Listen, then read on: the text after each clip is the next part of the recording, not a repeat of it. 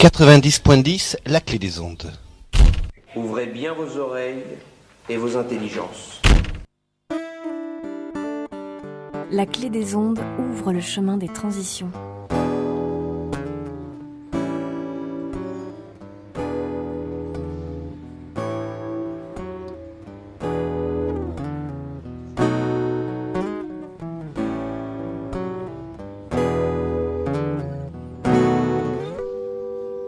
Oh oh oh, je vous salue bien haut, vous qui nous écoutez. Aujourd'hui, on va parler de solidarité internationale avec Christian Carbit, qui est président de Projet Solidaire, une association qui intervient, vous allez le voir, en Afrique, mais aussi en Gironde. Bonjour Christian. Bonjour.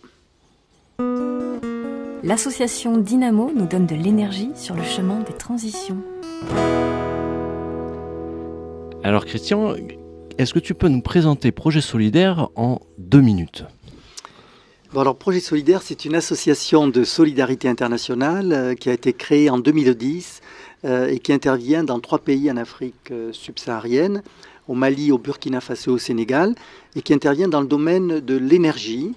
Le but est de favoriser, on va dire, l'accès à l'énergie domestique pour les populations qui ont beaucoup de difficultés dans ce domaine-là, et également de lutter contre le réchauffement climatique.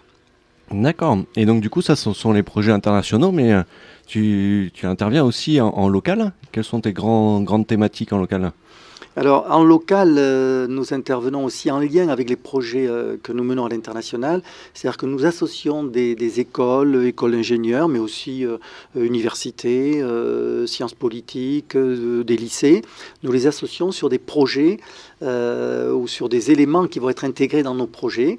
Donc, on accompagne des projets tutorés dans le cadre pédagogique de ces établissements d'enseignement. D'accord. Et donc, du coup, un projet solidaire existe depuis combien de temps à peu près ? Alors depuis 2010, officiellement depuis 2010, mais de fait, j'avais démarré un petit peu avant, parce que ça prend toujours un peu de temps pour créer une association. Oui, tout à fait. Ouais. C'est marrant parce que Dynamo a été aussi créé en 2010. Voilà, donc on fêtera notre anniversaire ensemble. Mais avec plaisir, ouais. Donc en 2020, vous pouvez noter dans votre agenda que Projet Solidaire et Dynamo feront une manifestation ou un événement pour leurs 10 ans. Eh bien, volontiers. Et bien, ça y est, le rendez-vous est pris. Et donc, du coup, depuis 2010, tu mènes, donc tu as dit, trois projets internationaux. Quels sont-ils en quelques mots Alors, c'est 3 pays, mais avec plusieurs projets. 3 pays. Voilà, 3 pays. On a commencé au Mali, historiquement, parce que moi, j'avais pas mal de liens avec le Mali. Donc, au Mali, on a un projet sur les fourneaux améliorés, les foyers améliorés. C'est-à-dire, ce sont des fourneaux qui permettent de faire la cuisine et qui permettent surtout de faire des économies de bois, parce que la consommation de bois est une grande préoccupation en Afrique et partout. Il y a beaucoup de déforestation, donc beaucoup d'émissions de gaz à effet de serre. Et également, ça a un impact très, très grave sur la santé, puisque la combustion du bois émet beaucoup de particules fines, et donc il y a beaucoup d'impact sur la santé des femmes. Donc ça, c'est au Mali. Au Burkina Faso, on a démarré également par un projet foyer amélioré. Maintenant, on a un projet sur le biocombustible qu'on fait à partir de déchets de karité. Le karité, c'est quoi ? Ouais. Alors le karité, c'est une noix qui pousse dans certaines régions d'Afrique subsaharienne, à partir de laquelle on extrait de l'huile. On fait également du beurre, huile végétale. Et puis il y a des déchets à partir desquels nous faisons du biocombustible, parce qu'il reste un peu d'huile dedans. Nous, on les compresse et ça fait du combustible. D'accord, donc en fait, tu utilises tout l'ensemble de la coque. C'est une coque, le karité, je crois. Alors, c'est une coque, mais à l'intérieur, il y a une amande. Donc, voilà. Il y a tout un processus de cuisson, d'extraction de l'huile, et puis il reste des déchets. Donc, on utilise, nous, les déchets. D'accord, enfin, donc du coup, ce ne sont plus des déchets, vu qu'ils sont valorisés voilà, exactement. en chauffage. Exactement. C'est un circuit, le cycle de vie complet de la graine de karité et assuré notamment en plus pour chauffer et certainement l'huile, parce que pour faire de l'huile, ils doivent chauffer, si je suppose. C'est pas que de la pression à froid, non ? Non, oui, il y a beaucoup d'utilisation d'énergie, et notamment du bois. Mais disons qu'à partir de ce karité, nous faisons on appelle ça des bûchettes, c'est des combustibles qui est pressé et qui permet d'alimenter des foyers améliorés. Donc ça, c'est au Burkina. Et au Sénégal, on fait du biocombustible avec des coques d'arachide. qui sont aussi des déchets entre guillemets. Ouais. Je dirais, on appelle déchet tout ce qui n'est pas utilisé, mais dès lors qu'on le revalorise, on va appeler ça une ressource. Voilà, ouais, tout à fait. Ouais. C'est Voilà. pour ça que je pense que c'est intéressant de le préciser à nos auditeurs qui nous écoutent donc sur la clé des ondes, que tout est utilisable et une fois qu'il est réutilisé et qu'on ne le laisse pas dans un endroit sans se soucier de son avenir, ce n'est plus un déchet, quoi, c'est une ressource. Exactement, exactement. Et c'est tout l'intérêt parce que finalement, on valorise des choses qui ne l'étaient pas. Et donc on va faire une petite pause musicale. On revient juste après pour que tu nous parles plus en détail des différents projets internationaux et des projets girondins. À de suite. Alors Théo, qui est notre technicien aujourd'hui, qu'est-ce qu'on vient d'écouter ? Bonjour Maxime, on vient d'écouter M6 Solar, Sauver le monde. La petite phrase, avec de la volonté on peut tout changer, apporter de l'aide, le fardeau est lourd à porter. Ah, joli. Merci beaucoup Théo. Donc on reprend avec Christian Carbit qui est... Carbit ? Cabrit. Ah, excuse-moi Christian. C'est pas grave. On n'a pas l'habitude. Appelle-moi Christian. Voilà, ouais, j'ai pas l'habitude de t'appeler par ton nom de famille. Ça se connaît bien depuis des années, mais non. Et donc du coup, est-ce que tu peux nous dire un peu plus sur les projets au Burkina Faso, parce que nous aussi à Dynamo on est en train de démarrer un projet à côté de Léo. Donc où interviens-tu toi, dans quelle région du Burkina interviens-tu ? Alors au Burkina, en fait, on a un projet en cours dans la région de Bobo-Dioulasso. D'accord. Dans la région autour de Bobo-Dioulasso. C'est un projet qui comporte 3 volets. Il y a un volet sur les foyers améliorés, donc qui permettent de faire des économies de bois et de charbon de bois et d'avoir un impact positif sur la santé des femmes. Et d'ailleurs, en fait, ce bois, il sert à quoi exactement ? Parce qu'on n'imagine peut-être pas forcément nos auditeurs qui sont peut-être dans leur voiture aujourd'hui, ne sont pas allés chercher du bois ce matin pour chauffer leur maison ou peut-être même pour la cuisson. Alors des aliments peut-être, je pense à ça, mais est-ce que c'est ça ? Alors voilà, oui, c'est disons le 80% à peu près de l'énergie pour la cuisson se fait à partir de bois ou de charbon de bois. Voilà, donc c'est vraiment la source d'énergie première en Afrique subsaharienne. Voilà, ouais, donc du coup pour faire à manger alors. Voilà, pour faire manger, voilà, c'est effectivement ça. Et le bois coûte de plus en plus cher, il y en a de moins en moins. Souvent, bien sûr, il est transformé en charbon, ce qui est très mauvais pour l'environnement, parce qu'il faut une grande quantité de bois pour faire une petite quantité de charbon. Donc ça a un impact très négatif sur l'environnement. D'accord. Et donc du coup, ce foyer amélioré, tu as travaillé avec des ingénieurs, si ma mémoire est bonne, pour vraiment améliorer ce foyer et diminuer la consommation de bois. Donc du coup, de mémoire, tu avais fait des tests avec une école d'ingénieurs, c'est bien voilà. ça ? Alors c'est là où on fait le lien avec nos actions en France, puisqu'en France, on a lancé un incubateur d'innovation solidaire qu'on appelle DEFI. DEFI pour Développons ensemble une fabrique à innovation solidaire. Et le principe, c'est de travailler avec des acteurs locaux, ici en France, sur un certain nombre de sujets. Par exemple, optimiser l'efficacité des foyers. Donc là, on a travaillé avec l'ENSAM, donc les arts et métiers, ici à Talence.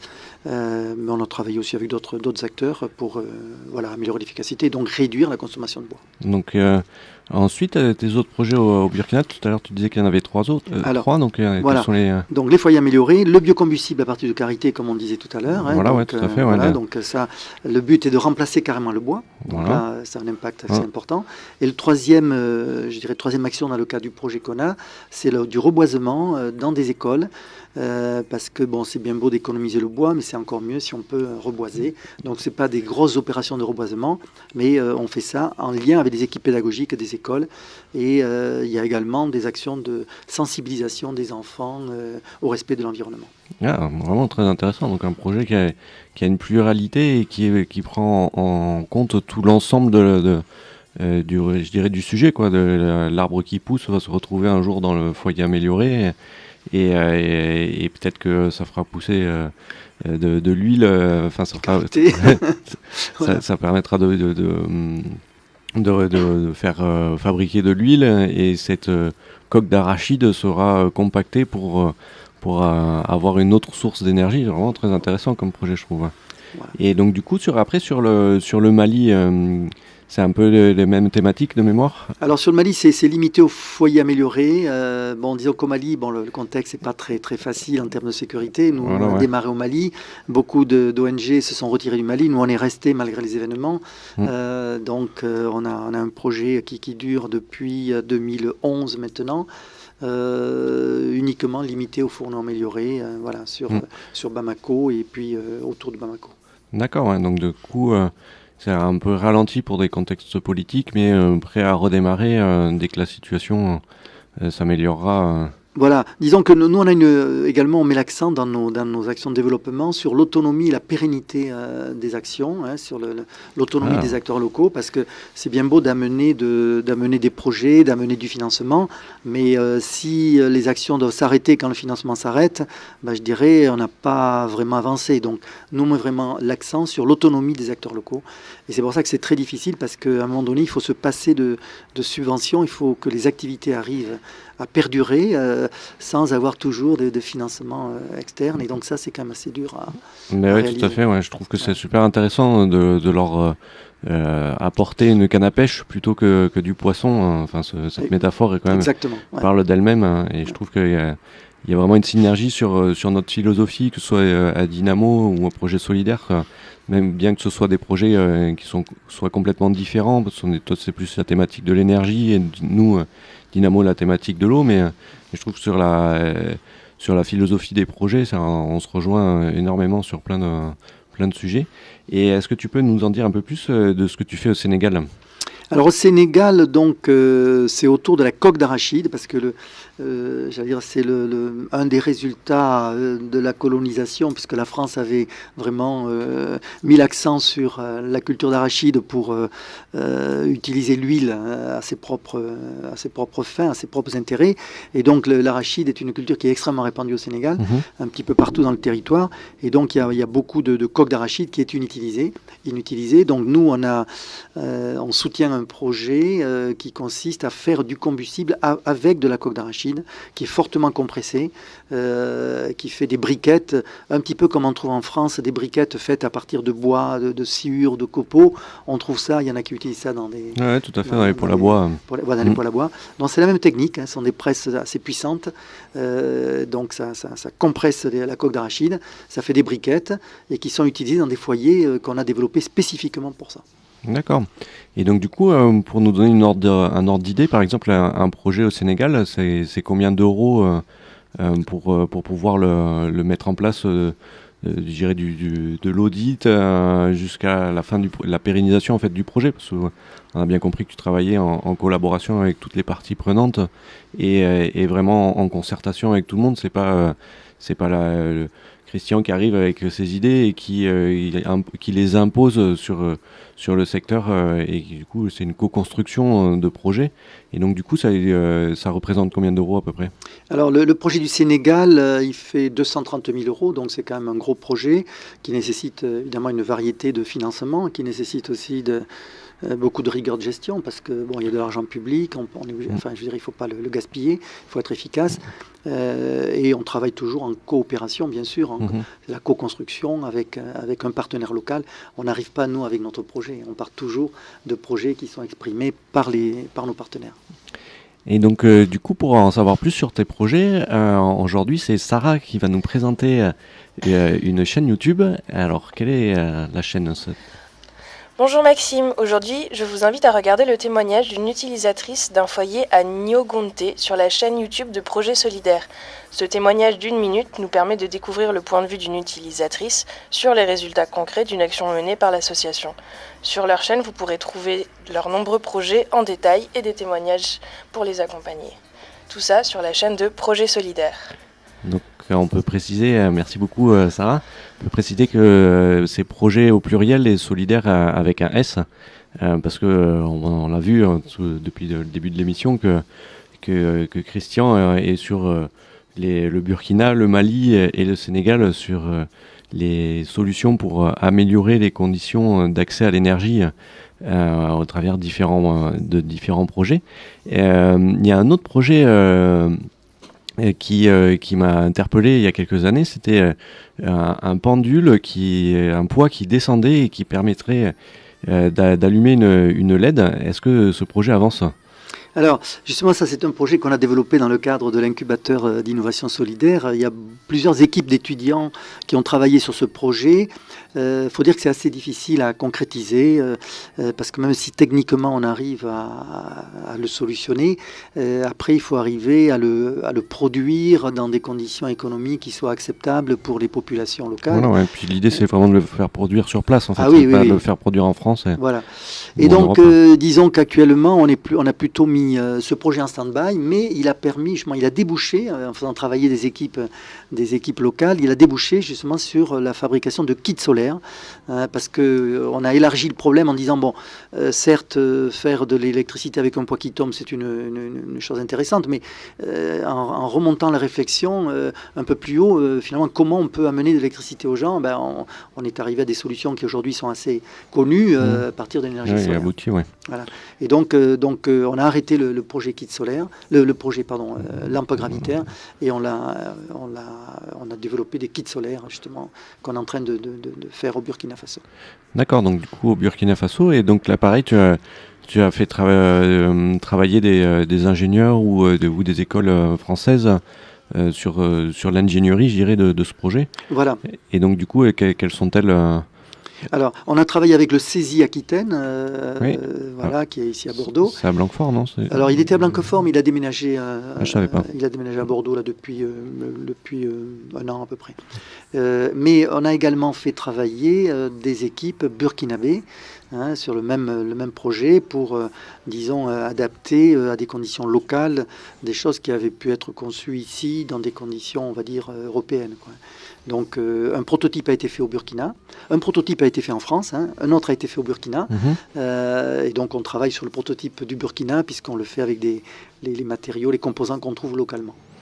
Et ensuite, dans le cadre de ton projet défi, je me rappelle aussi de jeunes, alors je sais plus si c'était des collégiens ou des lycéens qui avaient travaillé sur une chaussure parce que les Africains marchent beaucoup, et donc s'ils peuvent recharger leur téléphone portable grâce à leurs chaussures, ça serait très intéressant. Donc ce projet a avancé. C'était quelle école ? Alors, sur ce projet produire de l'électricité en marchant, on l'avait appelé. On a travaillé avec le lycée Gustave Eiffel, également avec l'ENSERB, une école d'ingénieurs de Bordeaux. Ce projet n'a pas encore abouti, mais il y a une équipe de Gustave Eiffel qui, cette année, continue à travailler dessus. Et il y a un autre projet également sur lequel une équipe de Gustave Eiffel travaille, c'est récupérer de l'énergie avec des charrettes, parce qu'il y a beaucoup de charrettes en Afrique, c'est un des moyens de transport des personnes et des marchandises qui est très répandu, et donc l'idée c'est de récupérer de l'énergie, et un prototype a été fait par des lycéens de Gustave Eiffel, et on continue à travailler dessus, parce que ça on ne désespère pas de le mener à terme, parce que le but n'est pas de réfléchir pour réfléchir, pas l'innovation en salle, le but c'est faire de l'innovation, mais après pour la concrétiser dans des projets. Ouais, je me rappelle que j'avais assisté à un rendu de fin de projet des étudiants qui voulaient récupérer des moteurs d'imprimantes. Exactement. Parce qu'en Afrique, on trouve beaucoup d'imprimantes en fin de vie. Donc du coup, plutôt que ce soit un déchet, comme on l'expliquait en début d'émission, autant que ce soit une ressource. Et effectivement, faire mettre de la lumière, rien ne serait-ce que de la lumière sur toutes les charrettes en Afrique, je pense que ça éviterait bon nombre d'accidents. Et je trouve ça vraiment très intéressant, que ce soit autonome en fait dans cette production d'énergie. Et donc du coup, est-ce qu'il y a d'autres projets dans le cadre de défis Alors, des projets, disons, ils sont... là, je parlais de projets un peu techniques, mais on a travaillé, par exemple, avec Sciences Po, où ils nous ont fait une étude, une analyse des risques du projet au Sénégal, par exemple. Donc, dans le cadre de leur master sur la maîtrise des risques, donc un groupe d'étudiants a travaillé là-dessus, a analysé le projet, et donc ils ont fait leur rendu, là, il y a quelques semaines. Donc, c'est pas uniquement des projets techniques, entre guillemets, c'est aussi... C'est aussi tout ce qui environne le projet, quoi. Également avec des étudiants de la licence professionnelle de Bordeaux-Montaigne. On a reçu Elisabeth Hoffman il y a quelques temps. Si vous pouvez réécouter d'ailleurs l'émission avec Elisabeth sur la chaîne YouTube Asso Dynamo et le audioblog d'Arte. Vous pouvez réécouter toutes les émissions. On est à la 10e émission enregistrée aujourd'hui. Et donc du coup, pour en savoir plus sur cette licence professionnelle qui est animée et gérée par Elisabeth Hoffmann. Et donc du coup, quel était ton projet avec Elisabeth ? Alors, donc on a travaillé justement sur un projet au Mali parce que le financement du projet actuel s'est terminé en décembre 2017, mais nos partenaires n'ont pas encore atteint la pérennité économique. Donc il s'agit de quand même les accompagner encore un petit peu. Et donc là, il y a un petit projet qui a été monté avec les étudiants pour poursuivre notre accompagnement avec des conditions financières, on va dire, limitées, puisqu'on n'a pas déposé de nouveaux projets auprès de bailleurs. Voilà. D'accord. Et donc du coup, juste pour nous situer un peu, quels sont tes principaux bailleurs financiers et bailleurs techniques parce que je suppose que tu fais un peu comme Dynamo, du mécénat de compétences le plus possible pour justement montrer que toute cette ingénierie de projet, c'est pas uniquement des euros, mais aussi des compétences techniques qui sont apportées dans les pays africains, mais aussi des retours d'expérience de pays africains qui reviennent en France. Il y a vraiment ce qu'on appelle la coopération internationale, quoi. Ça va vraiment dans les deux sens. Alors nos bailleurs, on va dire les partenaires financiers, bon, il y a le Conseil régional d'Aquitaine, on a également la mairie de Mérignac, puisqu'on est implanté à Mérignac, on a donc le fonds de dotation de l'entreprise Valorem, qui s'appelle What for Change, donc qui nous soutient au Sénégal. On est d'ailleurs partenaire d'un des projets qu'une entreprise du groupe Valorem mène au Sénégal. Il s'agit de construire une centrale solaire en Casamance. Donc nous, on est partenaire aussi de ce projet-là.